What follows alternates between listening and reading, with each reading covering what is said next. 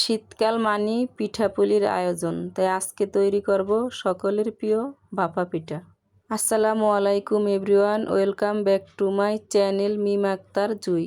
কেমন আছেন সবাই? আশা করি সবাই ভালো আছেন। আজ বানাচ্ছি ভাপা পিঠা একদম পারফেক্ট ও সহজ পদ্ধতিতে। আমার ভিডিওটা সম্পূর্ণ মনোযোগ দিয়ে দেখে থাকলে আপনারাও বানাতে পারবেন এরকম পারফেক্ট ভাপা পিঠা। চলুন দেরি না করে রেসিপিতে যাওয়া যাক। এই জন্য প্রথমে একটা বলে নিয়ে নিব 4 কাপ চালের গুঁড়া। আমি এখানে ভিজা চালের গুঁড়া দিয়ে বানাচ্ছি। আপনারা যদি শুকনো চালের গুঁড়া দিয়ে বানান তাহলে কুসুম গরম পানি দিয়ে কাইটা করে 1 ঘন্টার মতো রেস্টে রেখে দিবেন। স্বাদ মতো লবণ দিয়ে চালের গুঁড়াটাকে একটু মিশিয়ে নিব। অল্প অল্প করে দুধ দিয়ে ঝুরঝুরে একটা মিশ্রণ তৈরি করে নিব। আমি দুধটাকে আগের থেকে জাল দিয়ে ঠান্ডা করে নিয়েছি। দুধটা অপশনাল, আপনারা চাইলে পানি দিয়েও মিশ্রণটা তৈরি করতে পারেন। চালের গুঁড়াটা হয়েছে কিনা বোঝার জন্য এইভাবে একবার হাত দিয়ে মুঠো করে দেখবেন। যদি দেখেন চালের গুঁড়াটা শক্ত এবং গুড়গুড়িয়ে পড়ে না যায় তাহলে বুঝবেন চালের গুঁড়াটা হয়ে গেছে। আপনারা দেখেই বুঝতে পারছেন ঠিক কীরকম হবে। চালের গুঁড়াটা হয়ে গেছে। এখন ঢাকনা দিয়ে ঢেকে রেস্টে রেখে দিব 30 মিনিটের জন্য। 30 মিনিট পর এরকম একটা চালনি দিয়ে গুঁড়িটাকে চেলে নিব। আপনারা চাইলে এর থেকেও ছোট ছিদ্রযুক্ত চালনি দিয়েও চেলে নিতে পারেন। এইভাবেই সবগুলো চালের গুঁড়ি আমি চেলে নিব। চালের গুঁড়াটা চালা হয়ে গেছে আর দেখতেই পারছেন কতটা ঝুরঝুরে হয়েছে।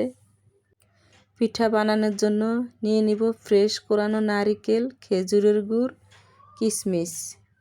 পিঠা বানানোর জন্য আমি এইরকম একটা সাজ নিয়েছি আর এইরকম একটা সাজ কম বেশি সবার ঘরেই থাকে। এখন সাজের ভিতরে অল্প করে চালের গুঁড়াটা দিয়ে দিব খেজুরের গুড় আর নারিকেল। এখানে আপনারা আপনাদের পছন্দ মতো গুড় আর নারিকেল দিতে পারেন। অতিরিক্ত বেশি দিতে যাবেন না, তাহলে পিঠাগুলো ফেটে যাবে। এখন আমি উপর থেকে আবারও চালের গুঁড়াটা দিয়ে হালকা হাতে একটু চেপে দিব। এখন উপর থেকে কিছু কিশমিশ দিয়ে সাজিয়ে নিব।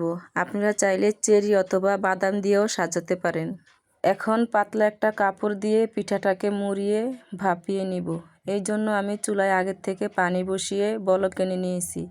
এখন একটা স্ট্যান্ড দিয়ে পিঠাটাকে দিয়ে দিব। স্ট্যান্ডে পিঠাটা বসিয়ে শাঁসটা উঠিয়ে নিব। এখন কাপড় দিয়ে 4-5টা ঢাকনা দিয়ে ঢেকে ভাপিয়ে নিব 3 থেকে 4 মিনিটের মতো।